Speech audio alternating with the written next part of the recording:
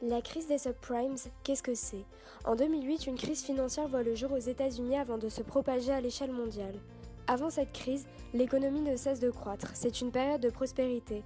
La population est optimiste, on entre dans le paradoxe de la tranquillité. Les banques octroient alors de nombreux crédits à des ménages garantissant solvabilité et sûreté. Par la suite, et à cause d'un excès de demande, les banques accordent des emprunts à des agents de moins en moins solvables auxquels elles ne demandent aucun dépôt de garantie mais des taux d'intérêt beaucoup plus élevés afin de compenser l'incertitude. Ce sont des subprimes.